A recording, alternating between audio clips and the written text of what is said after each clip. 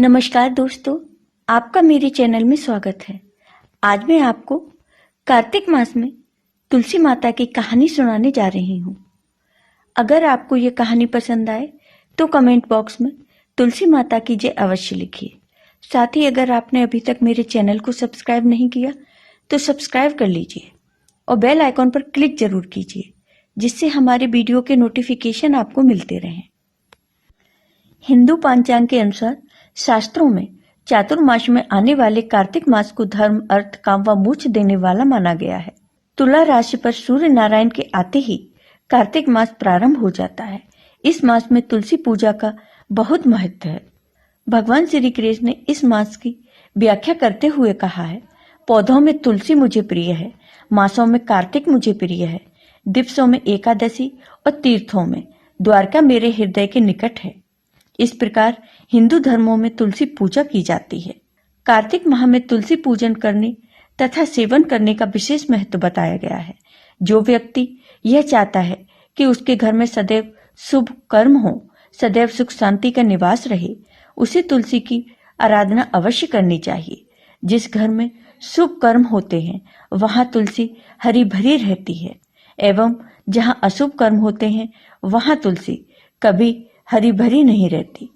कार्तिक मास में तुलसी के समीप दीपक जलाने से मनुष्य अनंत पुण्य का भागी बनता है। जो तुलसी को पूजता है उसके घर लक्ष्मी हमेशा के लिए आ बसती हैं, क्योंकि तुलसी में साक्षात लक्ष्मी का निवास माना गया है। पौराणिक कथा के अनुसार गुणवती नामक स्त्री ने कार्तिक मास में मंदिर के द्वार पर तुलसी की एक सुंदर वाटिका लगाई। उस पुण्य के कारण वह अगले जन्म में सत्यभामा बनी और सदैव कार्तिक मास का व्रत करने के कारण वह भगवान श्री कृष्ण की पत्नी बनी। कार्तिक मास में तुलसी पूजन से मनोवांछित फल और जीवन साथी की प्राप्ति होती है। बहुत समय पहले की बात है। किसी गांव में एक बूढ़ी माँ रहती थी। वह बूढ़ी माँ भगवान की बहुत बड़ी भक्त थी। वह दिन रात भगवान की पूजा किया करती थी।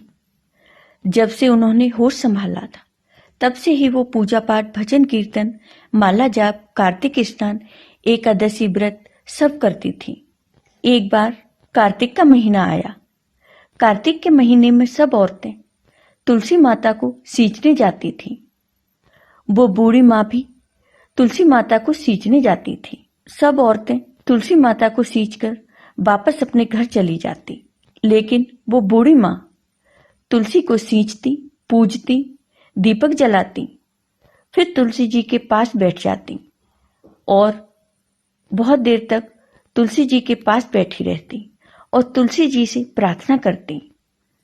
वह कहती, हे तुलसी माता, सत की दाता, मैं बिड़ला सींचू तेरा, तू कर निस्तारा मेरा। तुलसी माता, अड़ुआ दे, लड़ुआ दे, पीताम्बर की धोती दे, मीठा मीठा गास दे, बैकुंठ का बास दे, चटके की चाल दे, पटके की मौत दे, चंदन का काठ दे, झालर की झनकार दे, साई का राज दे, दाल भात का जीवन दे, ग्यारस की मौत दे और श्री कृष्ण का कांधा दे। अब बूढ़ी माँ इतने समय से तुलसी जी की पूजा कर रही थी। बूढ़ी माँ रोज तुलसी सींचने आया करती और रोज तुलसी माता से यही प्रार्थना करती। यह बात सोच सोचकर तुलसी माता सूखने लगी। तुलसी माता को इस तरह सूखता देख एक दिन भगवान श्री कृष्ण ने पूछा, हे तुलसी, तुम क्यों सूख रही हो? तुम्हारे पास इतनी औरतें रोज आती हैं, तुम्हें मीठा भोग लगाती हैं, गीत गाती हैं, क्या तुम उनकी पूजा से खुश नहीं हो? तब तुलसी माता ने कहा, ऐसी बात नहीं है प्रभु, मेरे सभी भक्त बहुत अच्छे हैं और मुझे दिल से पूजते हैं, पर मैं अपनी एक बहुत बड़ी भक्त की वजह से थोड़ा परेशान हूं। तब भगवान श्री कृष्ण ने पूछा, हे तुलसी, तुम मुझे बताओ कि तुम किस भक्त की वजह से परेशान हो और क्यों? तब तुलसी माता बोली, भगवान, एक बूढ़ी माई रोज आती है, बड़े प्रेम और भाव से मेरी पूजा सेवा अर्चना करती है और फिर मुझसे ये प्रार्थना करती है, हे तुलसी माता, सत की दाता, मैं बिड़ला सींचू तेरा, तू कर निस्तारा मेरा।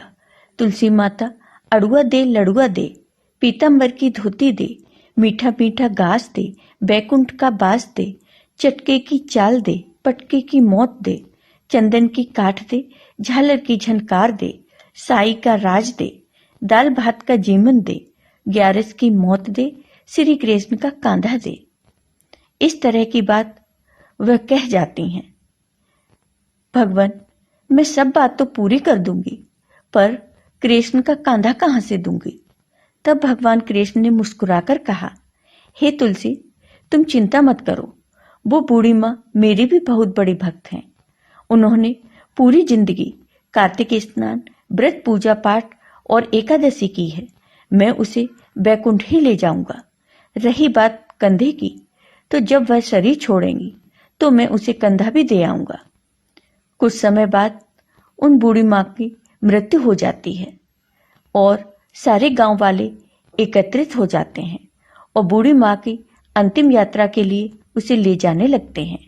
पर वह बूढ़ी माँ इतनी भारी हो गई कि किसी से भी नहीं उठी।